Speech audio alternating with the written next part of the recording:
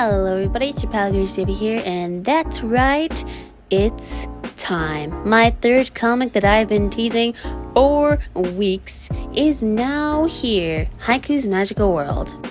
I am so excited to tell you about this story and its characters, but first, a little bit of a backstory. If you know my other comics, Lost Hearts and Mysteries of Distearia, you might know that Lost Hearts was my first ever comic I started posting. Although it was far from my first comic ever, but I'll talk about that in another video. One of the first comics I started making was this one, and I had intended on having it be my first one on Webtoon. I had written the whole script and I had started the first few pages. However, while I was working on them, something felt off. Something that made me realize that this story wasn't ready. I had to step back away from it, and while I did, I figured I'd start working on Lost Hearts since that was a short story and surely wouldn't take that long. I was mistaken by that. And in the middle of that, I started posting a whole other comic, which is probably going to be one of my longest ones, despite it not even being planned at first. That's a whole nother story for that. And during all of this, I was working on reworking almost everything about the story, especially the world. And finally, after like 2 years, I was able to get everything together and make the first chapter. And now it's time. I've actually talked about this a little bit before, way back in this video where I talked about character designs. You don't need to watch it or anything, it's really old, you don't need to. But if you remember in the comic video, the speed paint that was playing in the background was the first cover art. The thing is, I had planned to make this video after that one, but with different artworks, but that was kind of a disaster. I wasn't very happy with the artworks, and recording the voiceover was really difficult for some reason. And yeah, not only has this comic been pushed back, but also the video talking about it, which I think is fitting for some reason. But finally, in this video, I'll talk about the world and characters while showing some concept art and showing my process for making the characters official sprites. So without further ado, let's start. The story takes place in a world called Terras Lunas. It's a world home to 5 species and a magical source they call Magi. The world appears as islands that float in the sky due to the Magi. Most islands appear normal with many colors. Some islands appear as though the ground is made of clouds, and others have a volcanic appearance, like they've been dried up. And these are home to our 5 species. The first are the Litoris, who are the oldest species and are made and born of light, and they can't die of old age or illness. They have powers such as light manipulation, even being able to manipulate their own cells, and they can glow in the dark, and their blood has many special properties. The Adoris are the other oldest species. They look a lot different than they do now, but due to their islands drying up, they started to appear as pinkish to purplish creatures with almost burn-like markings. They have the power of song, but many have forgotten this ability. The Frigaya are an animal race and are the most human of the species, since they have no special abilities. But they do have heightened senses and still have Magi flowing through them like everyone else. The Yoji were originally a group of sorcerers who gained the abilities of Elemental Magi. Elemental Magi gives the user the ability to control an element, but the way they control it works differently for everyone. For example, 2 people can have the ability to control water, but one of them might only be able to control existing water and use it to fight, while the other one might be able to create water from thin air, but they can only use it to heal. Finally, there are the Akkas. The Akkas are a hybrid species of Litoris, Frigayas, and Yoji. They have wings and are made of light like the Litoris, animalistic features and senses like the Frigaya, and the ability to use elemental Magi like the Yoji. The Yoji and Akkas live in the same island and thus share the same culture. Now, that was a lot of information, but I'll share some more as we get into the characters. For the characters, I also want to share their earlier drafts and explain their creation process a little bit, just so we can see a bit of like a before and after. What the story might have been if I gone through with it in the beginning, or versus now that I've stepped back away from it. So yeah. The first character is, of course, Haiku Masagiri, the first character created for this whole story. Haiku is a fiery, headstrong, stubborn, and energetic character who hates being called short, feeling weak, and not being able to help when she feels like she needs to. She's an Akka who has a flame Magi, so she can create fire from her hands and even feet, and she can use them to add some fire to her punches and heat things up. She can't really control other sources of fire, and she can burn herself if she's not careful, so those are her weaknesses. You might not have also noticed her wings. However, later on, you'll probably notice that they are transparent. When an Akka has transparent wings, it means that their wings are weak, and Haiku's are so weak that she's not able to fly. However, she's the type of person to say screw you to the laws of physics and believes that one day she'll be able to fly. I won't spoil too much of her backstory, but she is the adopted daughter of the leader of the Takashima clan, Kaichi, and the adopted sister of Masaki, who Kaichi also adopted. It's funny because Haiku is one of my characters that has the best relationships with her family out of any of my characters, so you'll be able to see that in the comic. Later on, you'll get to see those two as well, although they're more side or secondary characters, but in the first couple of chapters, you'll see more of them. Haiku was the main character I used in the character design video, and when I first created her, I did want her to be a fighter, but in all her old versions, she always looked way more like a dancer. Like, she even had like the leg warmers and everything. I'm not sure why, but in a lot of her older versions, she also had 2 different colored eyes. But other than that, a lot of her old design elements stayed the same.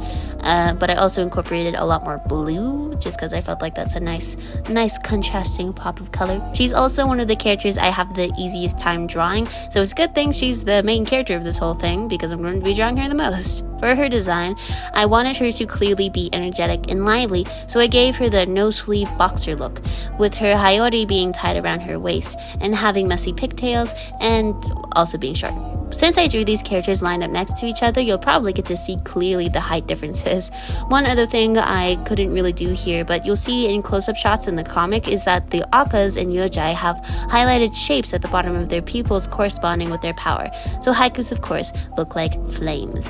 And that's pretty much it for Haiku. You might have remembered in the cover art that there was 2 characters, Haiku being one of them, of course, but the other one being her dear friend, Rin. Rin Aoi is our next character. Or Rin Ao.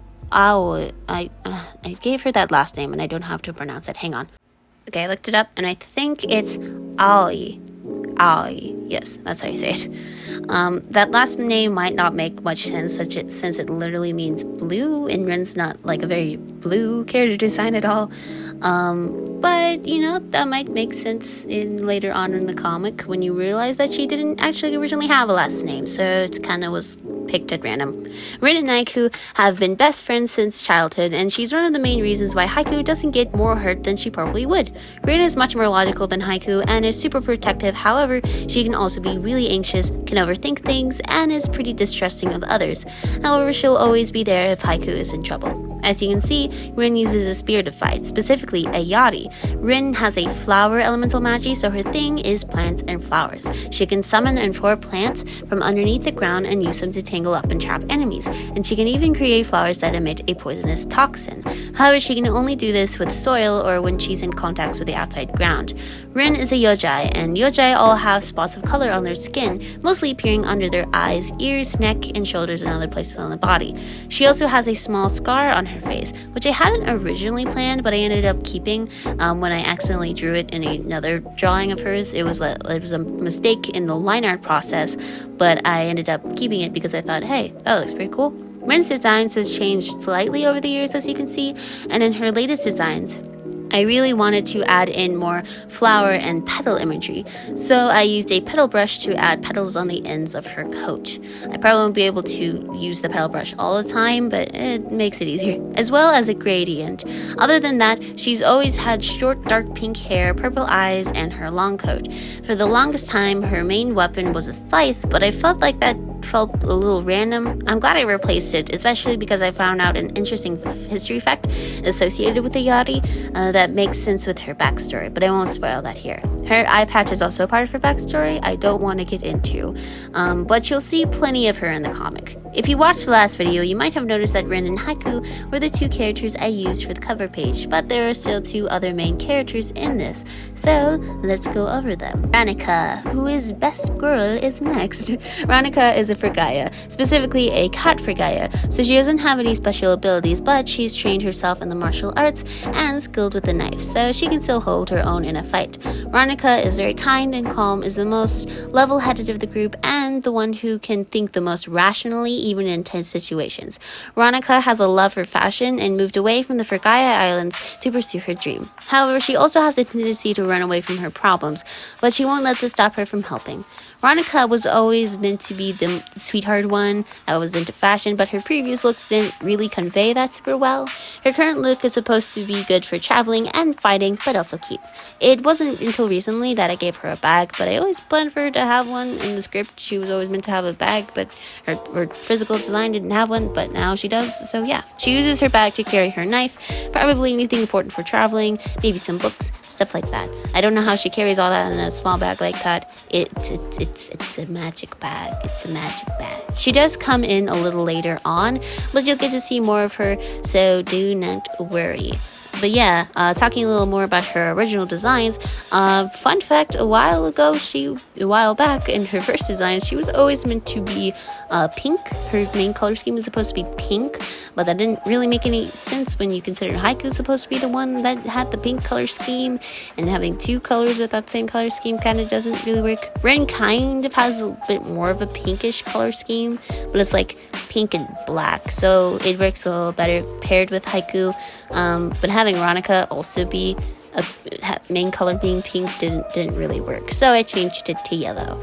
What I tried to do with all of these designs, however, is incorporate a little bit of each character's color into each one.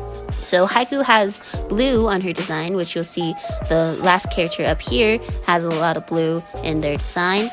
Rin has obviously the pink and black, which would correspond with Haiku and this next character coming up. And Ronica has some pink and purple in her design, representing both Haiku and Rin. So yeah, but yeah, that's pretty much it for Ronica. Now for the last one, which is of Nyx the Taurus. Nyx is the character I always had the hardest time with writing-wise, but I finally was able to get her figured out. Nyx was banished long ago to the Forgotten Islands and has learned to adapt to the environment by changing their colors from the standard white and blue colors to black and blue to blend in. She's also a great hunter and tracker. Nyx is a very philosophical, no, that's really not how you say that.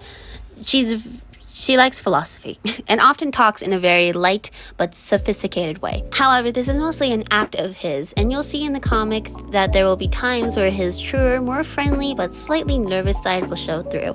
Because of her nature, people find it hard to talk to her, especially if you're Haiku. Because if you're Haiku, you pretty much don't understand what the hell they're saying, and you get mad because you're like, what are you saying? Help. Nyx's older designs were pretty edgy, and she was originally meant to be the typical lone wolf edgy one, before I made their character lean more into the slightly odd mentor type with a softer side. But his colors have always been pretty much the same, but for his newer designs, as you can see, I gave him these half-star-like markings under her eyes and glowy skin marks, which are a staple for Latour's designs. Of course, her hair and wings also have this glowy effect to emphasize the point that she's made of light. Her design is based off of Greek cultures, and her weapon is also a crossbow that she uses part of her light to summon. I'm also realizing how a lot of his elements are reminiscent of Artemis, but that fits all the more because Artemis is a Greek god, and his name is actually taken from the Greek god of night. So yeah, it all works. I like to imagine if they were animated, that their hair would always be flowing and waving, kind of like Princess Celestia from My Little Pony. We won't meet Nyx until later on in the story as well, but when you do, the gang here will be complete. Also, if you're curious why I jumped around using he, she, and they pronouns for Nyx, it's because Nyx uses any pronouns. They're just like, I do not care, I am made of light, therefore I do not embody any gender, but I also embody them all, if you think about it. But yeah, how about we also talk about two other characters that are going to be important. The next one is Masaki Takashima, who is the adopted son of Kaichi Takashima and Haiku's older brother. Masaki is a very goal-oriented and studious and very skilled. He's very hardworking, but he can get lost in his work and has a hard time taking breaks. No, I am not projecting a part of me into my character. You are. Shush. And he's more serious than Haiku. He can get stressed and quite worried easily, but since he doesn't like to show his this side of himself, he'll distract himself with work and or meditate. Masaki is a shrine guardian, which is the world's equivalent of shrine maidens, and he's also a Yojai, so he too has an elemental magi, which is the ability to control the land. So, like, his earth magi. His earth magi is quite powerful, but it can also be quite dangerous, so he doesn't use it much. His design is meant to resemble a shrine maiden, and I actually did a bit more redesigning for him while I was drawing this, since I wasn't very happy with his design, by changing a couple of places of the colors and giving him a slightly more feminine look by giving him an underdress under his kimono rather than shorts, and changing his markings, and also making his bow a little more noticeable. I'm much happier with his current design now, and I'm excited to start drawing it in future chapters, since these current ones are going to be featuring Masaki, Haiku, and their dad as in their childhood years. So I will be drawing them in their child designs first, but then we will see them in their adult form. Adult, technically. Masaki's 22 in the present timeline of the comic, but Haiku is only 16, so yeah, technically adults.